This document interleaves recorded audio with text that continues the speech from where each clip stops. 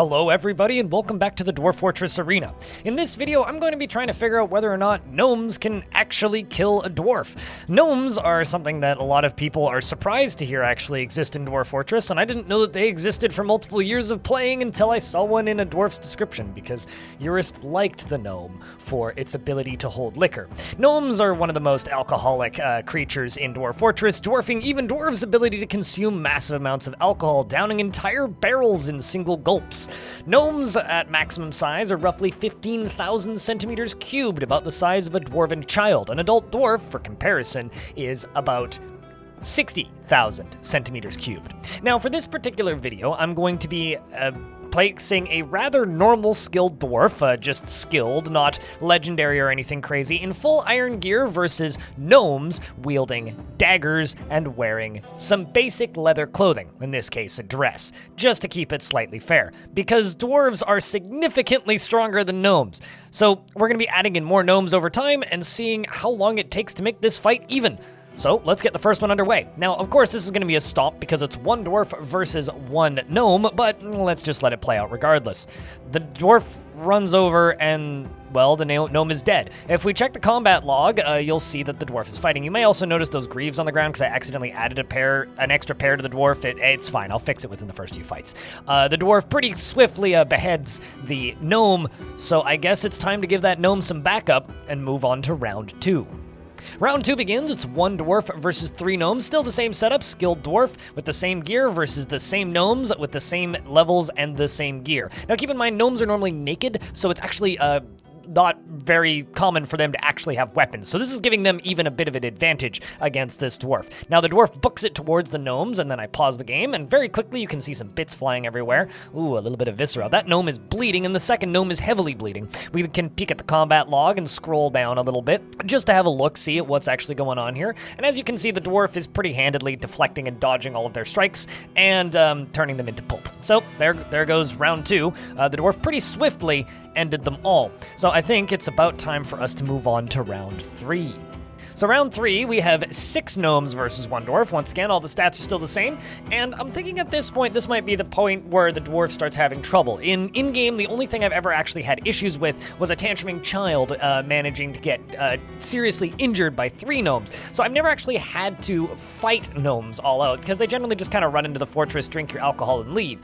Maybe not all of it, but large portions of it. But this round is starting off pretty quickly. We've already got a very heavily injured gnome with some bones flying through the air. The dwarf must have punched him real hard to knock his bones out of his skin. I mean, that's like just some sort of Dwarf Fortress magic right there.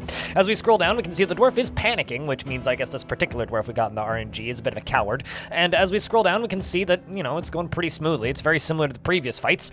The dwarf is we're going to follow the dwarf for the rest of this fight, and the dwarf is decapitating and turning them all into red paste. Well, looks like now that they're all sleeping, it's time to move on to the next round. And hopefully with this round, the dwarf maybe has a little bit more trouble. This is 10 gnomes versus the dwarf, so we're gonna very tentatively unpause it, and it seems like one of them immediately loses its guts, which is very bad for that poor gnome. And the dwarf is, you know, starting off on pretty good footing. Dodged an attack, and has seemed to have done quite a bit of damage to the first gnome. Is getting surrounded now, but bits are still flying everywhere. Got bones. Oop, lots of red blood. So 10 dwarves, or 10 gnomes versus 1 dwarf. It seems like the dwarf still has the upper hand here.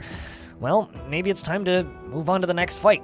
All right, so we've got 15 gnomes versus the dwarf. I'm pausing and unpausing. We can see a viscera flying everywhere as per usual. We jump over into the combat logs here briefly and check on our dwarf. Once again, things look pretty similar. I think probably the main issue this dwarf is going to run into is exhaustion, because once the dwarf loses that martial trance and becomes exhausted, or if they lose their weapon, it could be bad for them. And it looks like those were able to take them out. We've got a dead dwarf on the ground. So let's do a real quick replay here and see how that actually went. So as you can see, while I'm looking through the combat log here, there's 14, not kobolds, gnomes alive.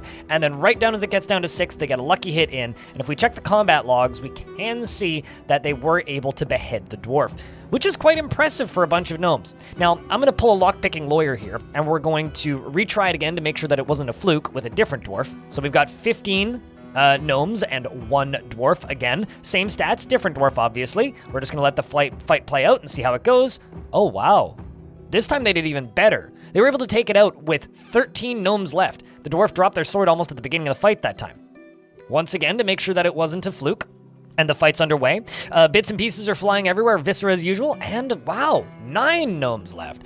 So, it seems like 15 relatively armed gnomes with some skill can win, and now we're just going to put 99 gnomes versus 10 dwarves just for the fun of it. Frankly, I think that this has been an interesting little experiment, because gnomes aren't something you normally see with any kind of combat skill. Like I said, once again, they're around the size of a dwarven child, meaning that they don't really have the ability to reasonably take on dwarves, and they are generally peaceful creatures that just run into the fortress and drink your alcohol. Maybe I'll do another one of these on dark gnomes, or perhaps with kobolds, because again, you don't really see them fighting very often.